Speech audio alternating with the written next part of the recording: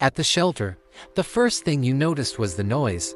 Barking echoed off concrete walls, a constant, frantic sound of hope. Paws scratched, tails thumped, but in one corner kennel, a dog's silence was so deep. It blended into the background. No one noticed when his eyes went dull. He ate his food. He walked on his leash. He followed every rule.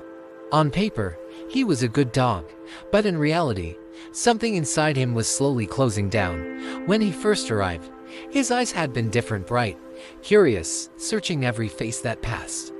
He watched Hans carefully, not with fear, but with hope. He believed connection was easy. Someone had once taught him that. Before the shelter, there was a home, a familiar voice, a hand that rested on his head without hesitation. He learned trust there. Then one day, the door closed for the last time. The voice was tight, the hands shook, and the leash was clipped on for goodbye. Days turned into weeks at the shelter. Dogs came and went, but he stayed. He stopped lifting his head at footsteps. His tail stayed still. His gaze no longer searched faces, it slid right past them. Staff called him low energy. Visitors moved on, drawn to the dogs who barked and begged. He had stopped asking for connection, because the silence that followed hurt too much. Then, a volunteer named Eli noticed him.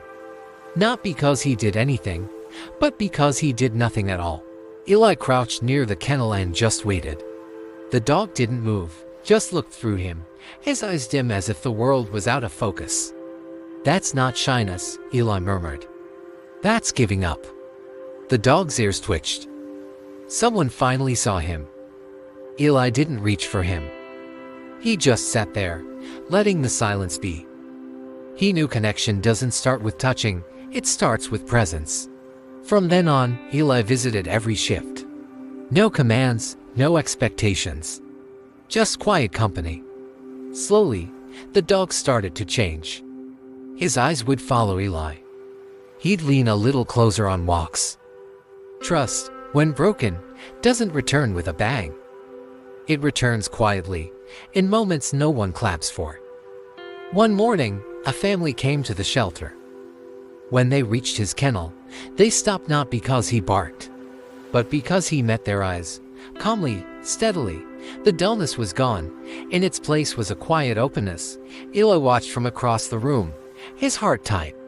When the kennel door opened for the last time, the dog hesitated, then glanced back at Eli, not with fear, but with gratitude. Eli smiled. "You didn't disappear," he whispered. "You just waited to be seen." As the dog walked toward his new life, his eyes stayed bright. Someone had noticed, and that made all the difference. Thanks for watching.